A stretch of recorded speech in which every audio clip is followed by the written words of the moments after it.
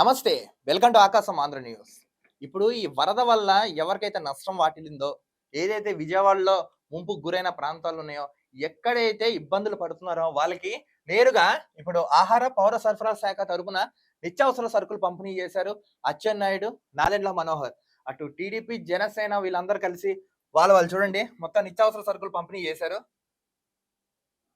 ఇదిగో ఆహార పంపిణీ కార్యక్రమం అన్నీ జరిగింది.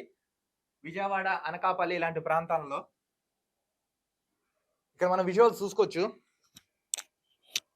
మొత్తం యంత్రాంగాన్ని మొత్తం ఆంధ్ర రాష్ట్రంలో విజయవాడకి అయితే చేరుకున్నాయి. ఇదిగోండి విజువల్స్ లో చూడొచ్చు మనం. ఇదిగోండి నిత్యావసర సరుకులు కానీ ఇతర కానీ ఏమున్నాయో. సో నేరుగా మంత్రి నాదెండ్ల మనోహర్ గారే రంగంలోకి దిగారు. రంగంలో దిగి అన్ని పరిశీలించి ఒకటికి 2 సార్లు అందరికి అందేయా లేదా అని ఈయనైతే తెలపడం అయితే జరిగింది. ఇదిగోండి పాలు, పెరుగు ఇంకా ఇతర ఆహార పదార్థాలు ఉన్నాయో. నెక్స్ట్ ఎవరైతే సహాయం చేయాలనుకుంటున్నారో, సహాయ సహకారాలు అందించాలనుకుంటున్నారో నేరుగా మీరు ప్రభుత్వానికి సీఎం రిలీఫ్ ఫండ్ కూడా ఇవ్వచ్చని ఆయన అయితే ఇప్పుడు ఈయన ప్రెస్ మీట్ పెట్టారు. ఆ ప్రెస్ మీట్ లో కూడా తెలపడం జరిగింది. ఇదిగోండి ఉల్లిపాయలు, ఆలుగడ్డలు, ఇదిగోండి నేరుగా జనాల్లోకి వెళ్ళి అందరితో మాట్లాడడం అయితే జరుగుతుంది మంత్రి నాదెండ్ల మనోహర్.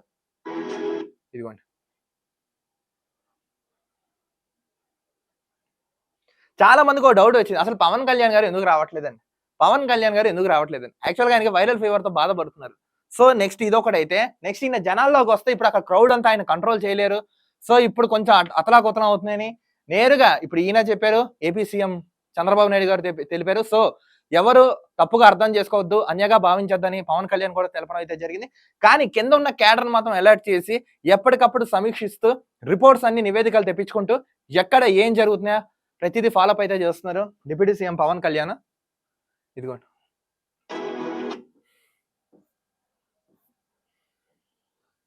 ప్రతి చోట ఇదిగోండి ఇవన్నీ విజువల్స్ చూసారా.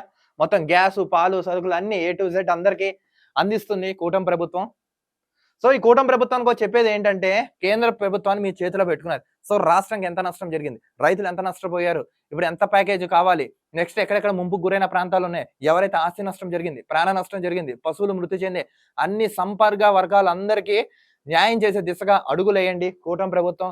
ఆంధ్ర రాష్ట్ర ప్రజలకి ఎవరైతే 5,37,47,436 జనాభా ఆంధ్ర రాష్ట్ర ప్రజలు ఉన్నారో, ఎవరికైతే అన్యాయం జరిగిందో వీళ్ళందరికీ న్యాయం చేయండి. మీరందరూ చూస్తున్నారు కాబట్టి కొంచెం ఇలాంటి చిన్న పనులు కూడా చేయండి. నెక్స్ట్ ఎవరైతే సహాయం చేసే స్థితిలో ఉన్నారో మీ యొక్క సహాయ సహకారాలు అయితే రాష్ట్రానికి అందించండి. ఎందుకంటే మనిషి ఆదుకోవాలి. ఎందుకంటే ఇలాంటి సమయంలోనే మన మానవత్వం అనేది చూపించుకోవాలి. కుల మతాలు, రాజకీయాలు, ప్రాంతాలు, భేదాలకు అతీతంగా. సో ఎవరైతే ఉన్నారో మీరు అవకాశం వినియోగించుకోండి. సో ఇవ్వండి అని కూడా వీళ్ళైతే తెలుపుతున్నారు. సో ఈ వీడియో ఎవరైతే చూస్తున్నారో మీ సహాయ సహకారాలు మాత్రం అందించవలసిందిగా మీ తరపున, నా తరపున కూడా నేను రిక్వెస్ట్ చేయడం అయితే జరుగుతుంది. చూస్తున్నాను ఆకాశం Andhra news. This is Dilip signing off.